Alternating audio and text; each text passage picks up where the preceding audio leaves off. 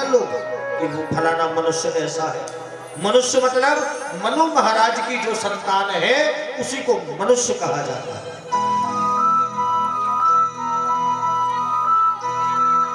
पश्चात में इन्होंने अपने संकल्प से 10 बेटा और बनाए, जिनके नाम थे अत्रि, अंगिरा, पुलस्त, पुलह, क्रतु, भृगु, वशिष्ठ, दक्ष, मरीचि और देव ऋषि नारद। 10वें सबसे छोटे देव ऋषि नारद जी हैं। छाया से कर्दम मुनि बनाए थे। उस मुनि देव सबसे पहले प्रकट होने के बाद ही तपस्या में लीन हो गए।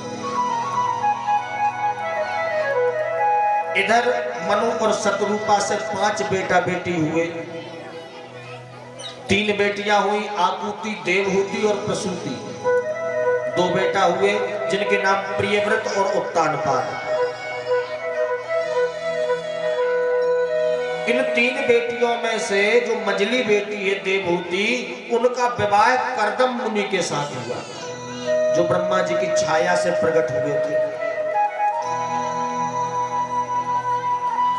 कर्दम मुनि के साथ विवाह हुआ। कर्दम मुनि ने शर्त रख दी, बोले देवी विवाह तो कर रहे हैं लेकिन एक शर्त है। क्या? बोले मेरे घर एक संतान हो जाएगी तो संतान होने के बाद मैं घर त्याग दूंगा, वन को चला जाऊंगा, सन्यासी जीवन व्यतीत करूंगा। देवहूति ने शर्त मान ली। पश्चात में हजारों वर्ष कर्दम मुनि की विवाह के बाद तपस्या लग गई। हजारों वर्ष तपस्या करते रहे। जब तपस्या टूटी तो सामने देखा कि एक डोकरी बैठी है, बुढ़िया बैठी है।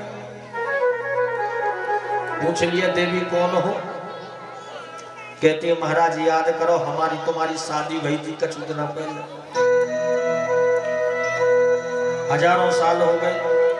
ओहो, तो इतने दिनों से आप मेरी सेवा कर रही हो? हाँ महाराज, आपकी सेवा से बढ़ के मेरा धर्म और क्या हो सकता है। माता देवहूति को देख के बड़े प्रसन्न हुए। और देखिए कर्दम मुनि को एक वरदान भी मिला हुआ है कि इनके घर भगवान नारायण बेटा बन के पैदा होंगे, प्रकट होंगे।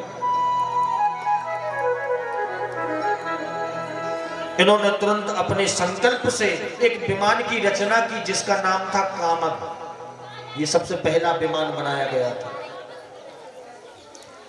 कामक विमान की रचना हुई और उस विमान में सारी सुख सुविधाएं, दास दासियां, नौकर चाकर, खाने पीने की वस्तुएं, सब प्रकार की सुविधाएं उसके अंदर मौजूद। और ना पेट्रोल लगे ना डीजल लगे। मन की गति से चलने वाला वो विमान था। उस कामक विमान में नित्य भ्रमण करते हुए इनके यहाँ सबसे पहले एक कन्या ने जन्म लिया।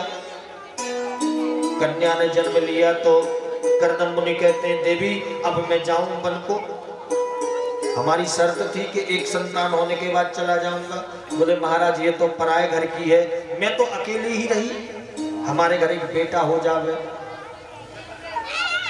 और देखिए बेटा बेटी के चक्कर में फंस के इनके यहाँ एक एक करके 9 कन्याएं हो गई।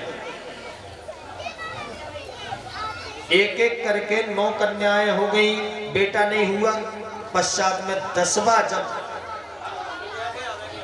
गर्भ आया उस समय भगवान नारायण स्वयं ही इनके यहाँ बेटा बन के प्रकट हुए। बोलिए कपिल भगवान की जय। कपिल भगवान के रूप में पैदा हुए। जब इनका जन्म हुआ तब ब्रह्मा जी ने विचार किया कि चल के भगवान के दर्शन करे आवे। इन्होंने अपने बेटाओं को साथ में लिया, जो 10 बेटा बनाए थे ना संकल्प से। सबसे छोटे नारद जी बचपन से घुमक्कड़ कहीं घूमने निकल गए तो 9 बेटाओं को साथ में लेके आए। आके दर्शन किया। कपिल भगवान के दर्शन करते हुए, दर्शन करने के पश्चात में ब्रह्मा जी कहते हैं अरे कर्दम मेरी तो एक इच्छा है। क्या? बोले तेरे घर में 9 बेटियां और मेरे घर में 9 बेटा, तो आपस में विवाह क्यों नहीं कर देते, हम दोनों समधी बन जाएंगे। बोले ठीक है महाराज, जैसी आपकी इच्छा, सुबह से शीघ्र जो आप इच्छा कर रहे हैं ठीक है। इन 9 कन्याओं का विवाह भगवान ब्रह्मा के 9 बेटों के साथ हुआ। इनकी सबसे बड़ी बेटी थी करदम जी की, जिनका नाम था कला देवी। कला देवी का विवाह मरीचि ऋषि के साथ हुआ। दूसरी बेटी जिसका नाम था अनुसुईया, अनुसुईया देवी जी, अनुसुईया का विवाह अत्रि के साथ हुआ। तीसरी बेटी श्रद्धा, श्रद्धा का विवाह अंगिरा ऋषि के साथ हुआ। हविर्भू नाम की कन्या जो थी उसका विवाह पुलस्त ऋषि से हुआ। गति नाम की कन्या का विवाह पुलह ऋषि के साथ हुआ। क्रिया नाम की कन्या थी उसका विवाह क्रतु ऋषि से हुआ। ख्याति नाम का जो कन्या थी उनका विवाह भृगु ऋषि के साथ हुआ। अरुंधति नाम की जो कन्या है उनका विवाह वशिष्ठ जी के साथ किया गया। और शांति नाम की जो कन्या थी उनका विवाह अथर्वा ऋषि के साथ हुआ। बोलो राधे राधे। ऐसे नहीं, जरा जोर से बोलना पड़ेगा, राधे राधे। अथर्वा जी के साथ हुआ। 9 बेटियां ब्रह्मा जी के 9 बेटों के साथ ब्याह कर ससुराल चली गई।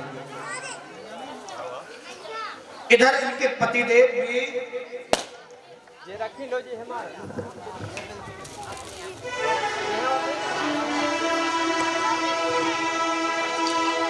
अरे दीवाना हूँ तेरा गाना, दीवाना हूँ तेरा गाना, दीवाना हूँ तेरा गाना, दीवाना हूँ तेरा गाना, दीवाना हूँ तेरा गाना, दीवाना हूँ तेरा गाना,